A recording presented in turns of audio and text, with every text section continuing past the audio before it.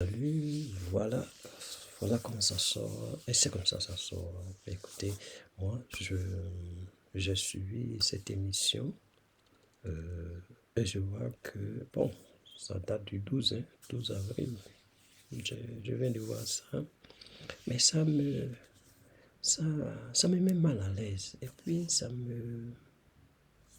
sais pas comment dire ça, mais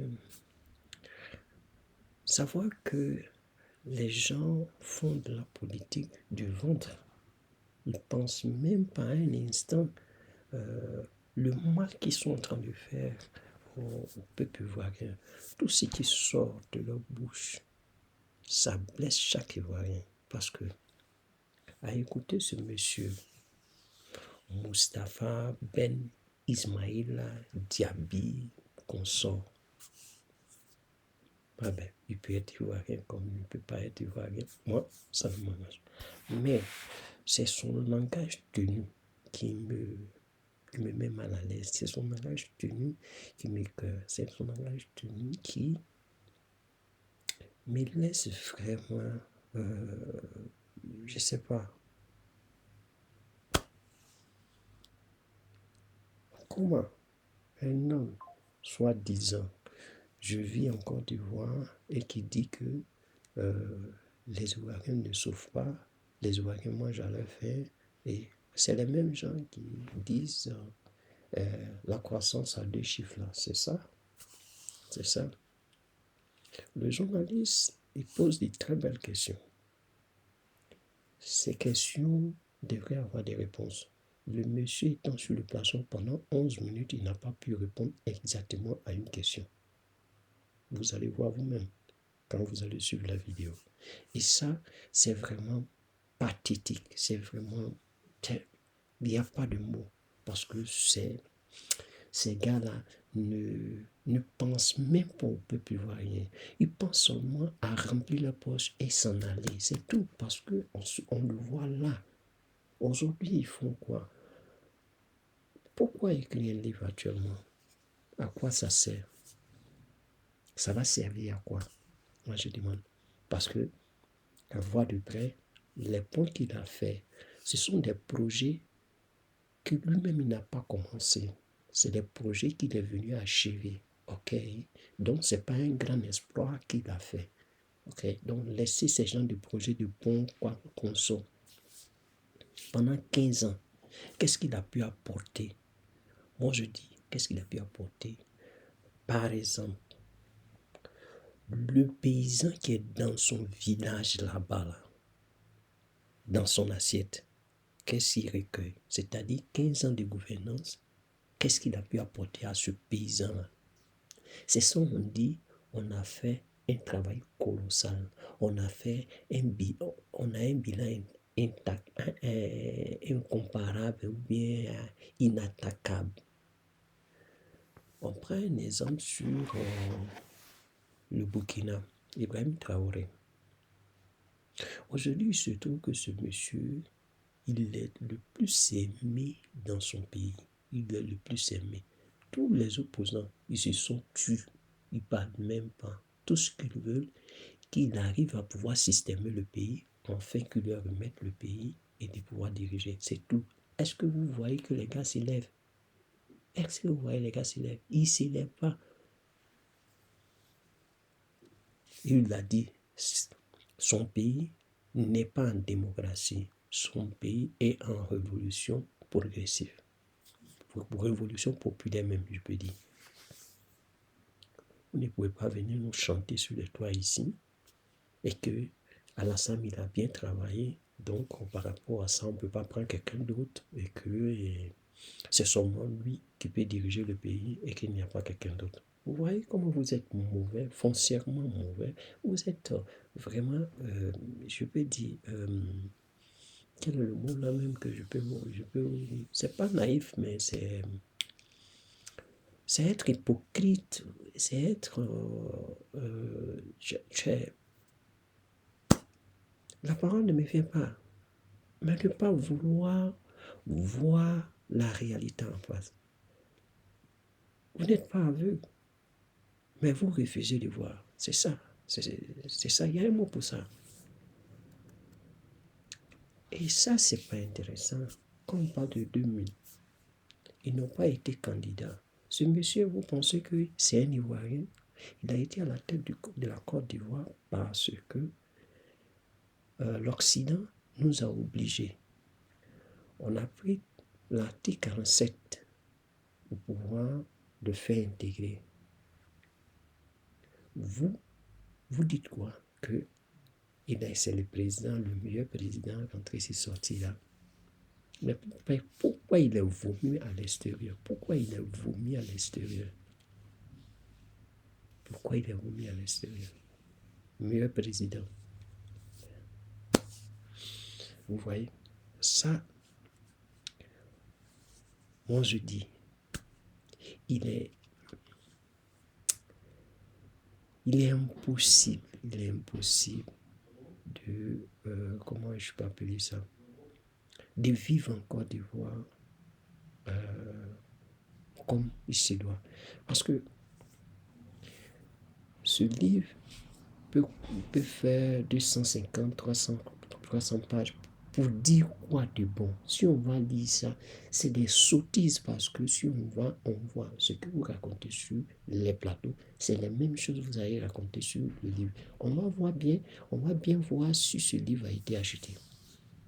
Combien ça a été acheté, vous allez voir. Peut-être même on achète pour pouvoir trouver d'autres arguments encore parce que vous allez révéler quelques détails qui nous est échappé. On va l'acheter pour voir. Sinon, on n'achète pas parce que c'est le meilleur. Peut-être qu'on va l'acheter pour avoir d'autres informations.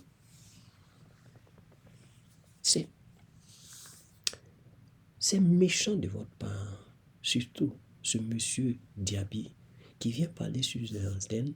Monsieur Laurent Gbagbo a été... lui-même, il a dit sur le plateau que, comment on appelle ça, il a braqué la banque, ainsi de suite, voilà pourquoi. Mais moi, je dis, quelqu'un que vous dites, c'est un voleur, il a braqué une banque. Pour cela, vous l'avez condamné. Mais le monsieur, il est là. Il fait des tournées. Monsieur, il est là. Il fait des meetings. Le monsieur, il est là. Il vient devant vous, il va vous saluer, il parle. Mais quelqu'un qui est condamné, pourquoi on ne le met pas en prison? Moi, c'est ma question que moi je pose. Vous dites que, vous voyez, il ne peut pas se présenter aux élections, qu'il est condamné. Mais le gars, il est là. Il n'est même pas en prison, il n'est même pas en garde à vue. Pour dire qu'il n'est pas libre de ses mouvements. Quelqu'un qui est condamné. Le gars, il roule, il va partout. Son peuple l'applaudit, son peuple le veut, son peuple le désire, son peuple le soutient. Regardez le samedi, quel amour on n'a pas donné à ce monsieur, ce jour-là. Ouais, on vous a demandé la permission de pouvoir utiliser le stade de Dabo. Vous avez refusé. On a même invité les notables. Vous avez trouvé un moyen de vouloir empêcher les notables à arriver à cette manifestation. Malheureusement pour vous, ces notables ont réussi à pouvoir être présents à cette manifestation, la Renaissance. Vous voyez comment vous êtes mauvais, foncièrement mauvais. Vous êtes ingrats, tous, vous êtes ingrats. Parce que si vous n'êtes pas ingrat, dites-moi une chose, moi je donne deux preuves. Ce monsieur Alassane Ouattara ne pouvait pas se présenter en Côte d'Ivoire comme président. À l'élection présidentielle, il ne pouvait pas. Il a dit, moi, je frapperai ce pouvoir et il tombera comme un fruit mûr. Voilà. En 2002, il a fait. 2010, il a fait. C'est-à-dire, il a sémé la zizanie partout. Personne ne pouvait gérer ce pays. M. Laurent Gbagbo a fait son possible, a fait tout ce qu'il pouvait. Aller à Marcoussi, aller à Québec, aller à Marcoussi, aller à Québec, aller à, je ne sais pas, partout au Ghana ou quoi que ce soit où on devait s'asseoir pour parler. Il a été présent, il a parlé, discuté. Il n'y avait pas de solution. Il s'est levé, il a pris l'article 47 pour pouvoir l'éligibiliser, pour pouvoir lui permettre de se présenter. À la fin, qu'est-ce qui s'est passé? Ce même monsieur aujourd'hui, quand il a pris le pouvoir, la première chose qu'il a fait, écarter le président Gbagbo. Il l'a envoyé à la CPI, il a laissé là-bas. Il voulait tout pour tout, comme on le dit, le maintenir là-bas. Mais avec 82 témoins, ils n'ont pas pu le maintenir. Il est ressorti. Ok, le monsieur, il est ressorti, il est arrivé en Côte d'Ivoire. On lui colle encore une histoire dormir debout. Banque. Ses co-auteurs sont libérés, sont amnistiés. Mais lui, il est encore maintenu dans cette histoire farfelue. Vous voyez? Moi, je prends un autre exemple qui peut vous faire comprendre que on peut quand même être reconnaissant. Quand la mère, soi-disant mère de M. Alassane est morte, qu'est-ce que M. Laurent Gbagbo a fait? Quand même elle était malade, c'est lui qui a dépêché des gens pour pouvoir la transporter, aller à l'extérieur pour la soigner. Quand elle est morte, il a fait le nécessaire pour pouvoir l'enterrer. La même chose, c'est arrivé à M. Laurent Gbagbo. Il était à La Haye 2 fois de suite. Il a fait une demande. Ça a été refusé. Ça a été refusé.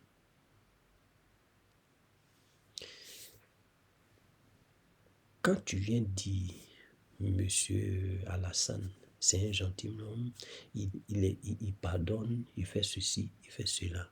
Mais, comme on le dit, notre frère, c'est un vrai Kodjougou, tu es un vrai Kodjougou, parce que tu as la mémoire courte, ou bien tu es amnésique, ou bien, je sais pas, ou bien tu ne veux pas voir la réalité en face. Mais tout cela n'est pas un problème. Comme vous pensez que vous êtes majoritaire en Côte d'Ivoire et que vous pouvez gagner, on vous demande de refaire la CEI pour qu'on puisse tous voter dans la tranquillité, on puisse tous voter, choisir notre président. Quel que soit, si c'est Alassane, on va choisir, si c'est Gbagbo, on va choisir. On verra. Parce que déjà, vous-même, vous avez vu le monde qui s'est présenté. Comment on a fait ça? Ça, c'est parce que on n'a pas pris assez de temps. Ça, c'est parce qu'on n'a pas pris assez de temps. On a fait ça en 2 ou 3 semaines. En 2 ou 3 semaines. La prochaine fois, quand on va organiser, vous allez voir. Le stade, je dis le stade encore, la place Figaro, c'est petit, on peut pas se contenir là. C'est le stade là, on va briller. Stade Félix Houphouët-Boigny. Vous allez voir qu'on va briller ça. Ça n'aura pas de place. Il n'y aura pas de place. La prochaine fois là, ça sera une fusion entre. C'est-à-dire que tous les opposants vont se présenter là. Et vous allez comprendre. Regardez un homme comme ça. Et il se plaît de dire que, ouais, ça c'est un problème de justice. Et un problème de justice, mon œil. Et que quelqu'un qui est condamné est encore dehors et qui mène sa vie comme il veut. et on ne le met pas en prison. Vous êtes sérieux? Bon, j'ai assez parlé, j'ai beaucoup parlé. Je vais vous laisser, j'ai dit beaucoup de choses, je vais vous faire comprendre un peu de choses ici, parce que là, les gars là, ils sont pas...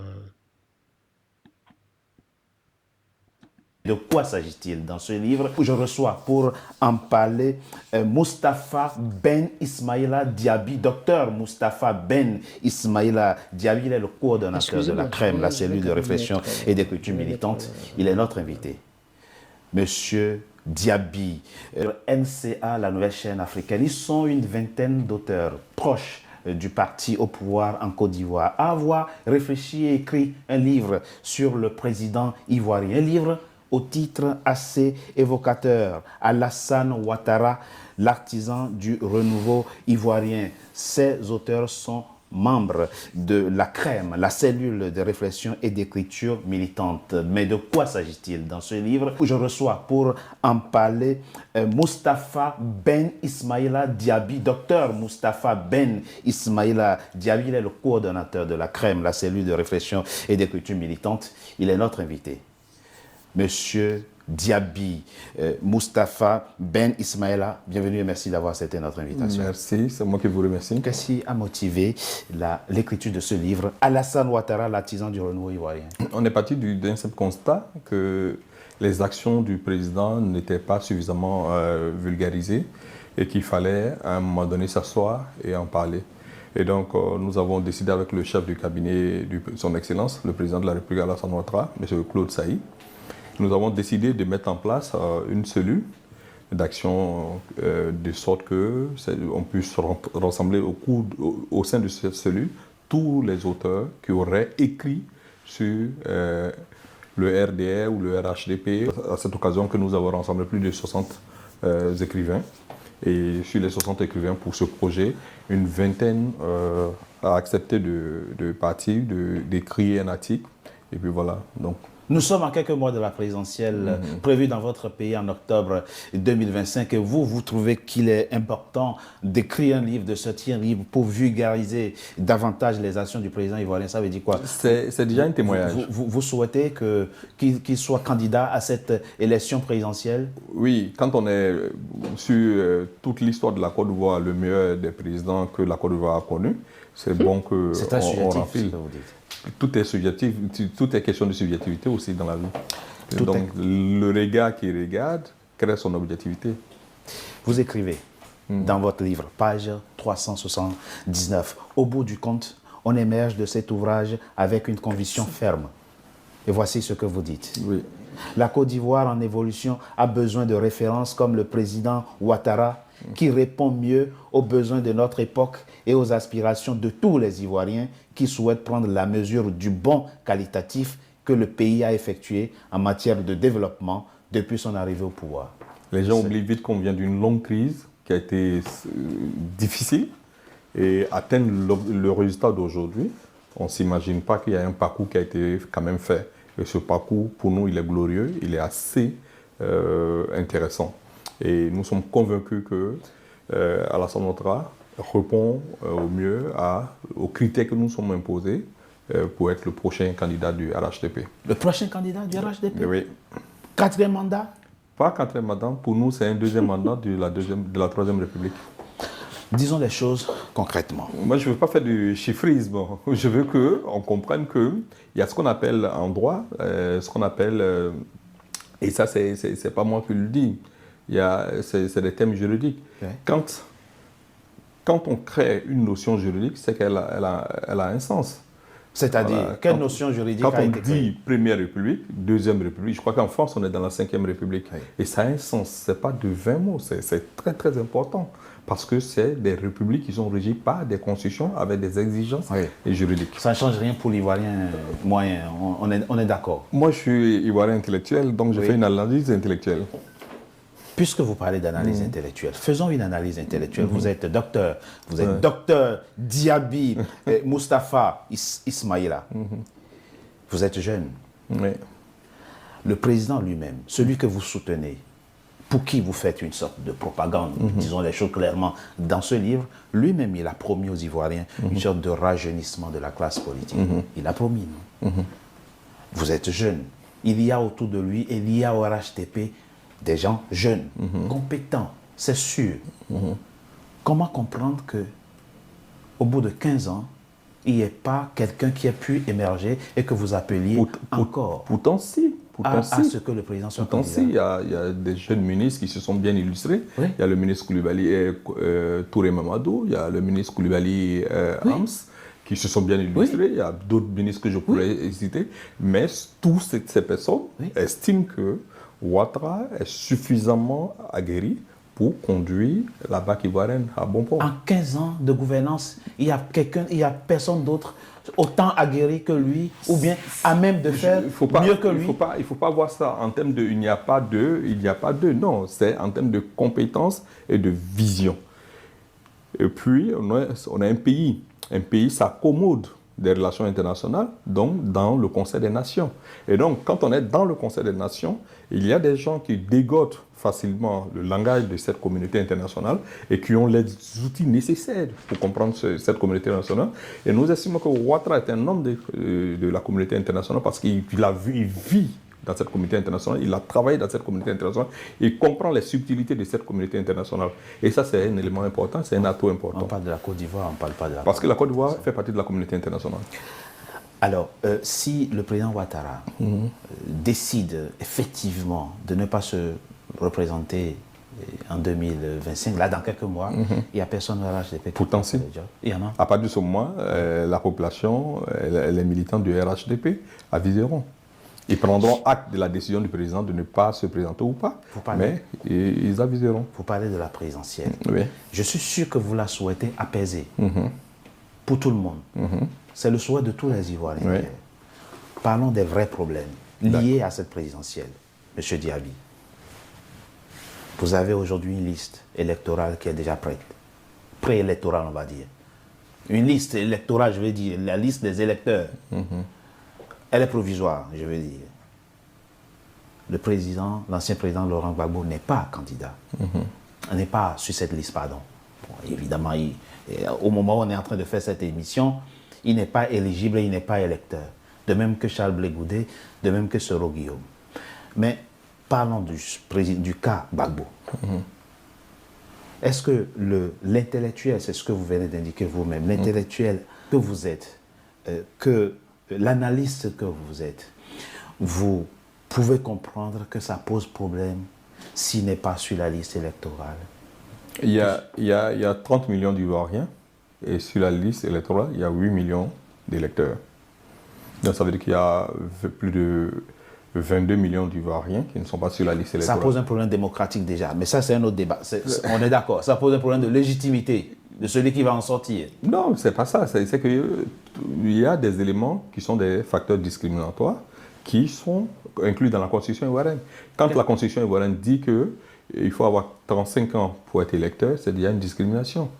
Donc, quand on dit qu'il faut avoir 18 ans pour être électeur... La Constitution n'a pas dit qu'il faut avoir 35 ans pour être code électoral. Pour être éligible. Oui, pour être éligible, 35 ans. Voilà. Électeur, c'est 18 ans. Oui. 18 ans pour le code électoral, vous dites... Gbagbo 18 ans. 18 ans pour être élu. Si ça vous a échappé... Oui, mais sauf que tout le monde ne peut pas être... Et il a 35 ans. Oui, mais tout le monde ne peut pas être sur la liste électorale. Pourquoi? Parce qu'il y a des conditions pour être sur la liste électorale. C'est un droit universel. Non, ce n'est pas un droit universel que d'être sur une liste électorale. Le droit de vote obéit à un droit de vote, justement. Oui. Et ce droit de vote, c'est 18 ans, mais n'ayant pas été victime ou fait l'objet de poursuites ou ayant perdu ses droits civiques. Donc, je veux dire qu'il y a des conditions qui sont exigées pour être électeur. Donc, il y a des conditions qu'il faut remplir. Il ne s'agit pas seulement d'avoir 18 ans. Quelles conditions Gbagbo ne remplit pas? Je pense que lui-même, il a dit dans une de ses nombreuses vidéos assez comiques qu'il a réquisitionné ou braqué la Banque centrale.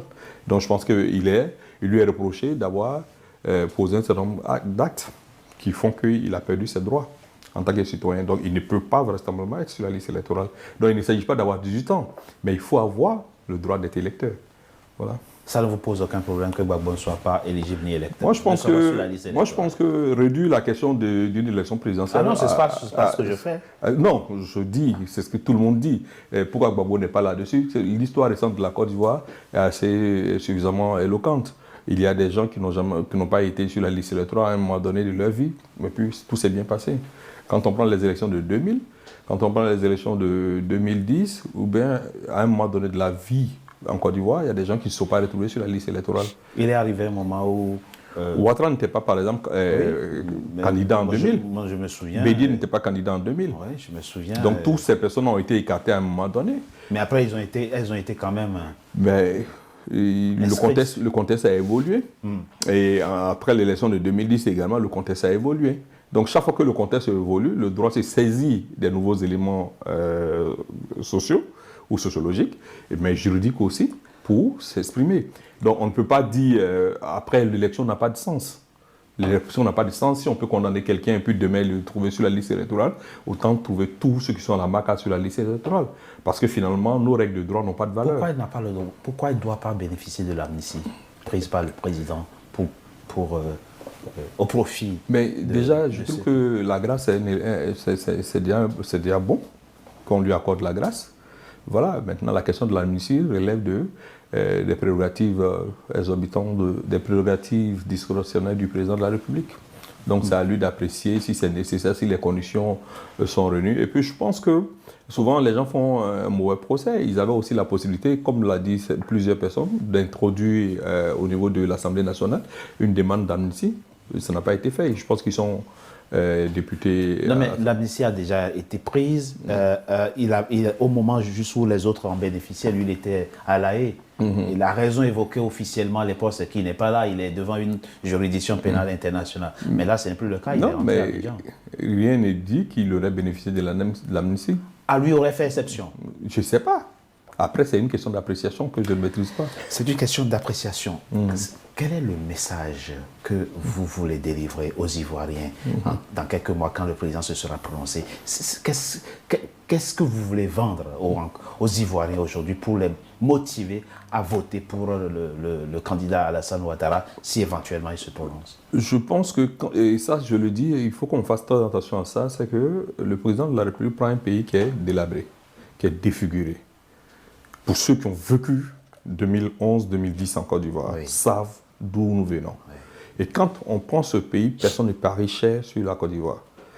Mais quand on regarde aujourd'hui l'embellie, aujourd'hui 2025, quand on voit le parcours et les actions du président de la République, on se dit clairement qu'il avait une vision, il avait les compétences nécessaires.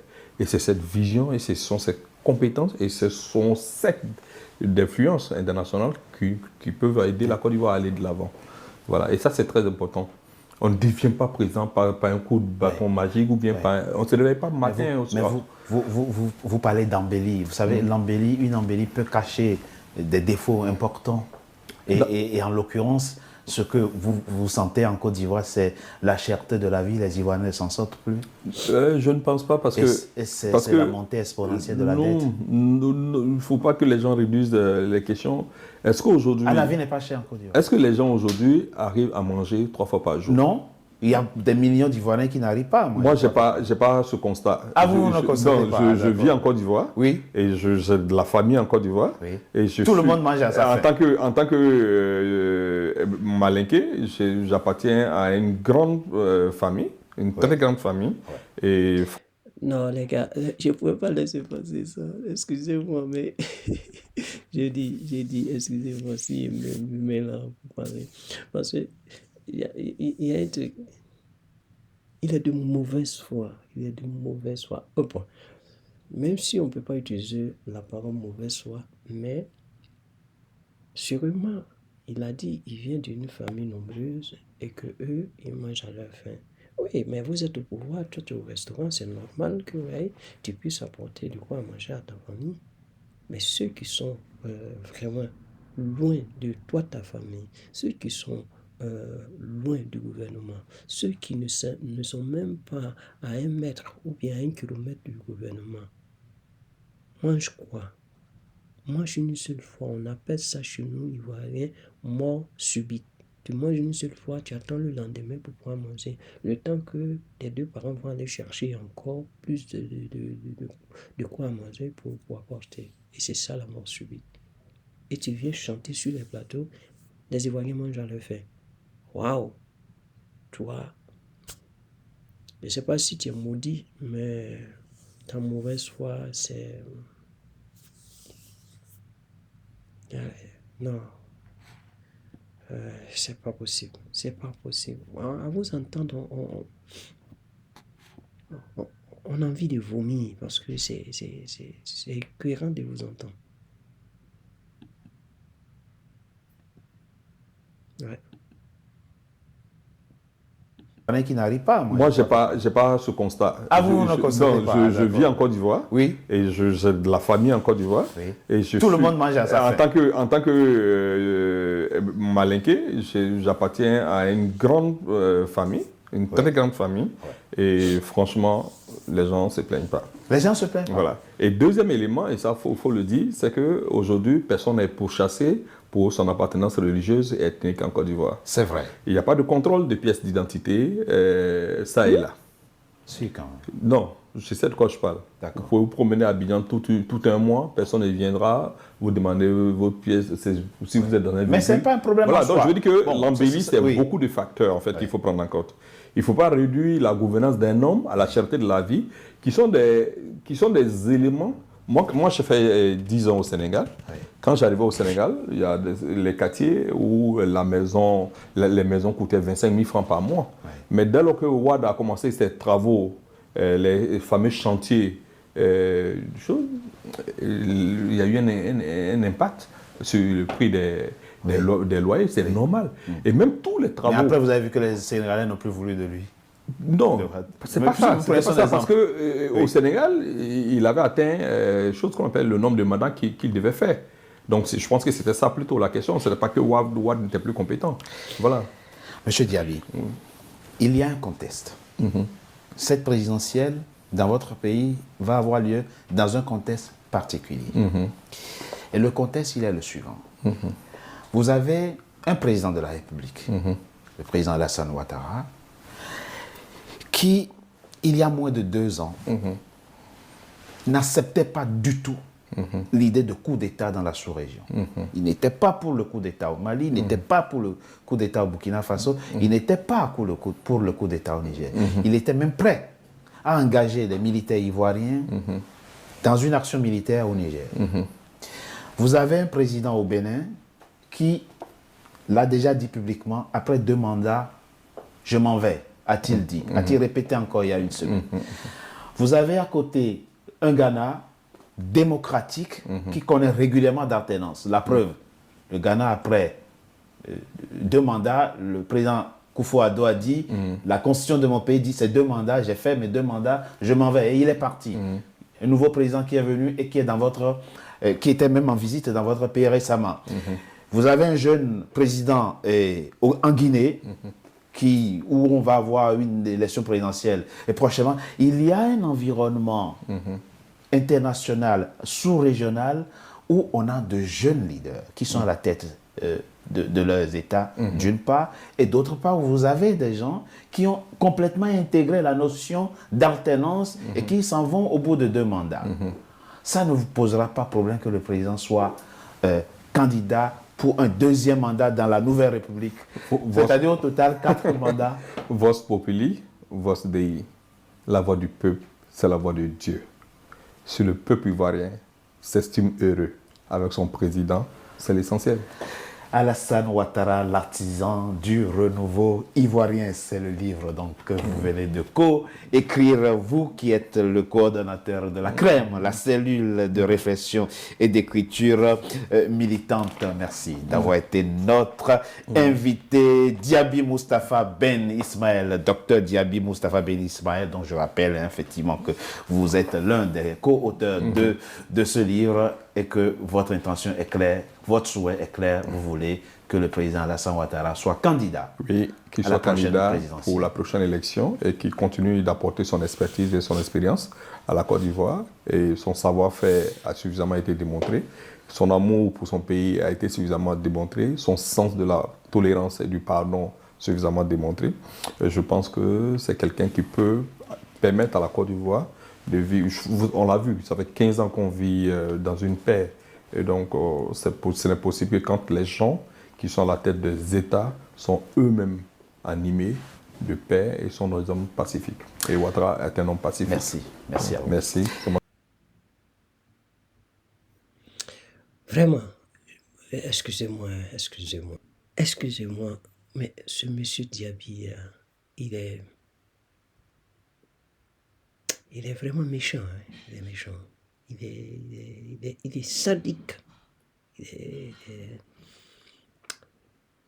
Aïe, on peut être aussi ignorant que ça. Oh non, c'est pas l'ignorance. Il sait les choses, mais il refuse de reconnaître, c'est tout. Il sait, mais il refuse de reconnaître. Sinon, quand il dit que monsieur Alassane est un homme de paix, un homme tolérant, un homme qui pardonne un Dieu, mais il est en train de se pavaner sur les plateaux là, sur le plateau du monsieur, sur les chaînes pour faire croire que c'est un grand homme. C'est normal. Vous voyez, actuellement, le RDR a peur. Le RDR a perdu vraiment sa crédibilité et ne sait plus où aller. Il est aux abois parce que c'est un parti qui n'a plus de valeur, qui n'a plus rien, qui ne sait pas comment prouver sa capacité. Il ne sait plus comment, ne peut pas démontrer quoi que ce soit à qui que ce soit parce que on a vu ses preuves. C'est conneries que ce gars est en train de raconter. Ça sert à quoi? Un homme de paix, un homme de... La réconciliation nationale, il a pu faire quoi? Quand le monsieur, comment il s'appelle là même? Le monsieur, son nom m'échappe. Quand il est venu donner le résultat de la réconciliation nationale, qu'est-ce qu'il en a fait? Si je pouvais avoir le nom ne vient pas. Quand il est venu, il l'a fait, il a sillonné toute la Côte d'Ivoire. Il a eu un bilan, il a donné ce bilan-là. Qu'est-ce que Alassane a fait? Rien. Zéro médaille. Donc, on me parle de paix, quoi que ce soit. Est-ce qu'il s'est assis un jour avec les Ivoiriens pour dire parlons? Est-ce que quand il a dit monsieur, toi, son nom m'échappe toujours, il va falloir décharger de la réconciliation. On a eu résultat de tout ça. Est-ce qu'on a eu résultat? Est-ce qu'il est venu, il a parlé? Yako, Côte d'Ivoire, Yako. Bon, je prolonge trop parce qu'on a trop de choses à dire quand on voit ces gars à sortir. On a gros sur le cœur. Donc on a envie de dire tout. Il y a trop de preuves, il y a trop de machins. Parce que quand toi tu me sors ces gens de la nuit, moi je n'arrive pas à tenir à te laisser parler. Je veux dire quelque chose. C'est ce qui s'est passé sur le plateau de NCI avec Lance et puis l'autre.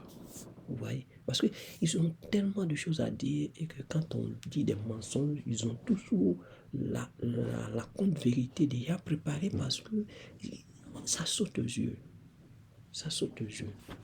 La contre-vérité est là. Vous êtes là, vous êtes en train de nous dire des sottises. Et puis, bon, je m'arrête là. À nous aller pour la capitale. Ce qui est sûr, on va toujours sortir pour vous démontrer que vous mentez. Parce que nous, on a les preuves. Tout ce que tu as dit là, tu me dis c'est un homme de paix. Un homme de paix qui n'arrive même pas à pardonner ses opposants, qui n'arrive même pas à pouvoir, comment on appelle ça, faire une réconciliation dans son propre pays, qui n'arrive même pas à laisser ses militants se présenter, il n'arrive même pas à former ses propres militants pour qu'un jour ils deviennent aussi président. Et c'est ça là on appelle président là. Et vous êtes là en train de nous emmerder. Vous-même, toi-même, Diaby, tu es là, là. Tu ne peux pas te présenter. Tu es jeune. Tu as plus de 35 ans. Alors pourquoi tu ne peux pas te présenter? Et il faut forcément lui. Allez vous faire voir. Tu étais là-bas.